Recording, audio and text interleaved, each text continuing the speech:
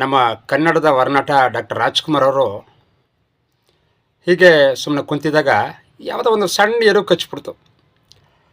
ಆಹ್, ಇದು ಯಾವುದು ಭಾಳ ಎರು ಕಚ್ಬಿಟ್ಟಿದೆ. ಏನಪ್ಪ ಎರು, ನನ್ನೇ ಕಚ್ಚಕ್ಕೆ ಬರ್ತಿದ್ಯಾ? ಪಾಪ ನಿನಗೇನು ಗೊತ್ತು, ನಾನು ರಾಜ್ಕುಮಾರ್ ಅಂತ. ಇರಲಿ ಅಂದ್ಬಿಟ್ಟು ಆ ಎರುನ ತಗೊಂಡು ಒಂದು ಕಡೆ ಜಾಗ ಬಿಡ್ತಾರೆ. ಅಂಥ ಮೇರು ವ್ಯಕ್ತಿತ್ವದ ಡಾಕ್ಟರ್ ರಾಜ್ಕುಮಾರ್ ಅವರು ಒಂದು ಸಣ್ಣ ಇರುವಿಗೂ ಕೂಡ ತೊಂದರೆ ಕೊಡದೇ ಇರ್ತಕ್ಕಂಥವ್ರು. ಆಮೇಲೆ ಯಾರೇ ದೊಡ್ಡವ್ರು ಬಂದರೂ ಕೂಡ ಬರಲಿ ಕೂತ್ಕೊಳ್ಳಿ ಅಂದ್ಬಿಟ್ಟು ತಾವು ಎದ್ದು ನಿಂತ್ಕೊತಾ ಇದ್ರು. ಆದರೆ ಈಗಿನ ಚಿತ್ರನಟರು ಯಾರು ಬರಲಿ ಯಾರು ಬರದೇ ಇರಲಿ ಅವ್ರ ಪಾಡ್ಗೆ ಅವರು ಭಾವನಾ ರಾಮಣ್ಣ ಅಂತಕ್ಕಂಥವ್ರು. ಕಹಿ ಆಗಲಿ ಸಿಹಿ ಆಗಲಿ ನಾನು ದರ್ಶನ್ ಪರ ನಿಲ್ತೀನಿ ಅಂತ ಹೇಳಿ ಸುಮಲತಾ ಮೇಡಮ್ ಅವರು ಕೂಡ ಹೇಳಿದ್ರು.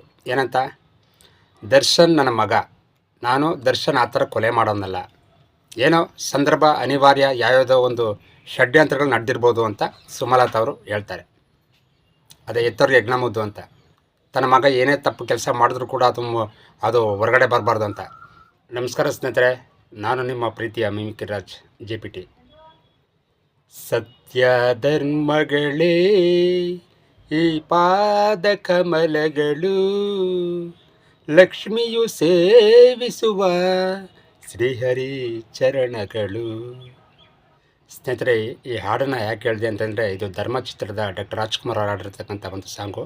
ಇದರಲ್ಲಿ ಎಲ್ಲಿ ಸತ್ಯ ನ್ಯಾಯ ನೀತಿ ಧರ್ಮ ಇರುತ್ತೋ ಅಲ್ಲಿ ಭಗವಂತನ ಒಂದು ಆಶೀರ್ವಾದ ಇದ್ದೇ ಇರುತ್ತೆ ಅಂತ. ಈ ಕಳೆದ 8ನೇ ತಾರೀಕು ಕಳೆದರೆ ರೇಣುಕಾಸ್ವಾಮಿಯ ಕೊಲೆಯಾಗಿ 1 ತಿಂಗಳು ಕಳೀತದೆ.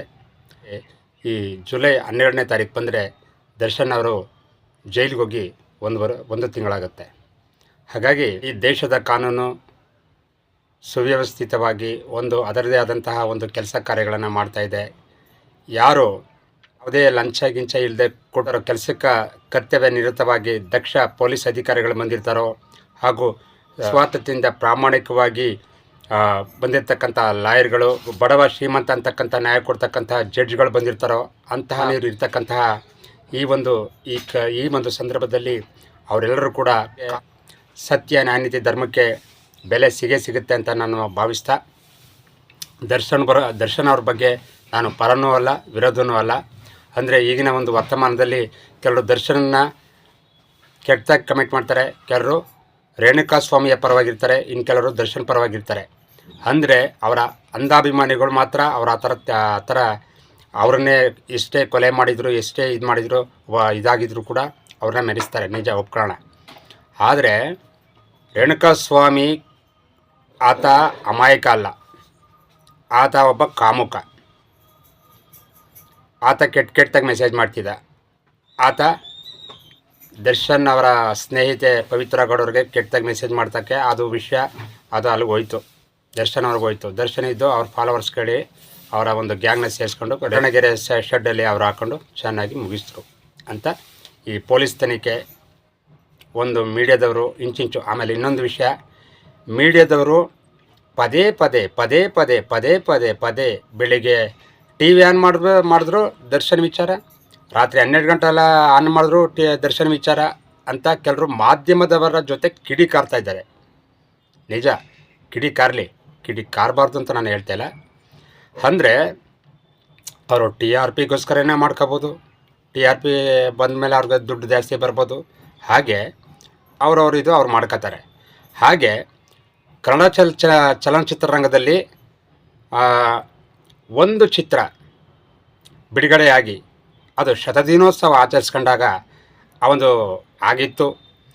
ಮಹಿಳೆಯರೇ, ಮಾನ್ಯ ಕಲಾ ರಸಿಕರೇ, ಕಲಾ ಪ್ರೇಕ್ಷಕರೇ, ಮತ್ತೊಮ್ಮೆ ಬಂದು ಈ ಸಿನಿಮಾವನ್ನು ನೋಡಿ, ತಪ್ಪದೆ ನೋಡಿ, ಫ್ಯಾಮಿಲಿ ಕುಂತ್ಕೊಂಡು ನೋಡ್ತಕ್ಕಂಥ ಚಿತ್ರ ತಪ್ಪದೇ ನೋಡಿ ಅಂತ ಒಂದು ಅನೌನ್ಸ್ಮೆಂಟ್ ಬರ್ತಿದ್ರು. ಅಂದರೆ ಆ ಒಂದು ಚಿತ್ರ ಚೆನ್ನಾಗಿದ್ದರೆ ಮಾತ್ರ ಅದನ್ನು ಪದೇ ನೋಡ್ತಾರೆ. ಹಾಗೆ ಬಾಕ್ಸ್ ಆಫೀಸ್ಗೆ ಒಂದು ಲಾಭ ಬರುತ್ತೆ, ಮತ್ತು ನಿರ್ಮಾಪಕರಿಗೆ ಲಾಭ ಬರುತ್ತೆ, ಮತ್ತು ಆ್ಯಕ್ಟಿಂಗ್ ಮಾಡಿರ್ತಕ್ಕಂಥ ಕಲಾವಿದರಿಗೂ ಲಾಭ ಬರುತ್ತೆ, ನಿಜ ದುಡ್ಡು ಬರುತ್ತೆ.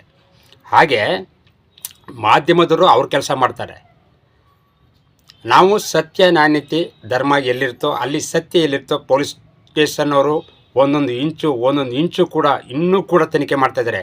ಈಗ ಜುಲೈ 12ನೇ ತನಕನೂ ಕೂಡ ಇನ್ನೂ ಈ ಒಂದು ಸ್ಟ್ರಿಕ್ಟ್ ಕಾನೂನು ಇನ್ನು ಭಾಳ ಸ್ಟ್ರಿಕ್ಟ್ ಆಗ್ತಾಯಿದೆ. ದರ್ಶನ್ ಅವ್ರಿಗೆ ಬೇಲ್ ಸಿಗೋದಂತೂ ಇಲ್ಲ. ಅದಕ್ಕೆ ಮುಂದಕ್ಕೆ ಅವ್ರಿಗೆ ಹೇಳೋಕ್ಕಾಗಲ್ಲ. ಅವ್ರ ಜೀವಾವಧಿ ಶಿಕ್ಷೆ ಆದರೂ ಆಗ್ಬೋದು, ಇಲ್ಲ ಮರಣದಂಡನೆ ಆದರೂ ಆಗ್ಬೋದು. ಎಲ್ಲ ಆ ದೇವ್ರಿಗೆ ಸೇರಿದ್ದು.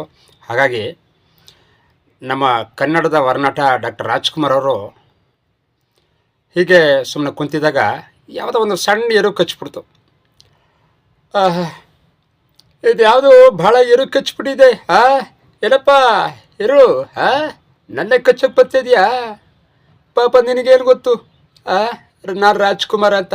ಇರಲಿ ಅಂದ್ಬಿಟ್ಟು ಆ ಎರುನ ತಗೊಂಡು ಒಂದು ಕಡೆ ಜಾಗ ಬಿಡ್ತಾರೆ. ಅಂಥ ಮೇರು ವ್ಯಕ್ತಿತ್ವದ ಡಾಕ್ಟರ್ ರಾಜ್ಕುಮಾರ್ ಅವರು ಒಂದು ಸಣ್ಣ ಇರುವಿಗೂ ಕೂಡ ತೊಂದರೆ ಕೊಡದೇ ಇರ್ತಕ್ಕಂಥವ್ರು. ಆಮೇಲೆ ಯಾರೇ ದೊಡ್ಡವ್ರು ಬಂದರೂ ಕೂಡ ಬರಲಿ ಕೂತ್ಕೊಳ್ಳಿ ಅಂದ್ಬಿಟ್ಟು ತಾವು ಎದ್ದು ನಿಂತ್ಕೊತಾ ಇದ್ರು. ಆದರೆ ಈಗಿನ ಚಿತ್ರನಟರು ಯಾರು ಬರಲಿ ಯಾರು ಬರದೇ ಇರಲಿ, ಅವ್ರ ಪಾಡ್ಗೆ ಅವರು, ದೊಡ್ಡವ್ರು ಬರಲಿ ಚಿಕ್ಕವ್ರು ಬರಲಿ, ಅವ್ರ ಪಾಡ್ಗೆ ಅವ್ರದ್ದೇ ಆದಂಥ ಸ್ಟೈಲೇ ಸುಮ್ಮ ಕುಂತಿರ್ತಾರೆ. ಹಾಗೆ ಇನ್ನೊಬ್ಬರು ಭಾವನಾ ರಾಮಣ್ಣ ಅಂತಕ್ಕಂಥವ್ರು, ಕಹಿ ಆಗಲಿ ಸಿಹಿ ಆಗಲಿ ನಾನು ದರ್ಶನ್ ಪರ ನಿಲ್ತೀನಿ ಅಂತ ಹೇಳ್ತಾರೆ. ನಿಂತ್ಕೊಳ್ಳವ ತಾಯಿ ಭಾವನಾ ರಾಮಣ್ಣವರೇ ನಿಂತ್ಕೊಳ್ಳಿ. ಹಾಗೆ ಸುಮಲತಾ ಮೇಡಮ್ ಅವರು ಕೂಡ ಹೇಳಿದ್ರು, ಏನಂತ, ದರ್ಶನ್ ನನ್ನ ಮಗ, ನಾನು ದರ್ಶನ್ ಆ ಥರ ಕೊಲೆ ಮಾಡೋನಲ್ಲ, ಏನೋ ಸಂದರ್ಭ ಅನಿವಾರ್ಯ ಯಾವ್ಯಾವುದೋ ಒಂದು ಷಡ್ಯಂತ್ರಗಳು ನಡೆದಿರ್ಬೋದು ಅಂತ ಸುಮಲತಾ ಅವರು ಹೇಳ್ತಾರೆ. ಅದೇ ಎತ್ತವ್ರಿಗೆ ಯಜ್ಞ ಮುದ್ದು ಅಂತ, ತನ್ನ ಮಗ ಏನೇ ತಪ್ಪು ಕೆಲಸ ಮಾಡಿದ್ರು ಕೂಡ ಅದು ಹೊರಗಡೆ ಬರಬಾರ್ದು ಅಂತ.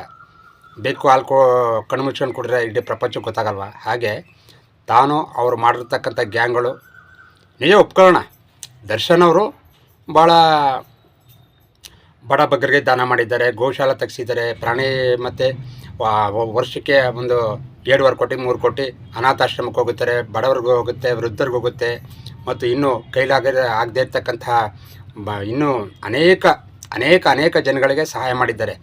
ಅದಕ್ಕೆ ನನ್ನ ದೊಡ್ಡ ನಮಸ್ಕಾರ.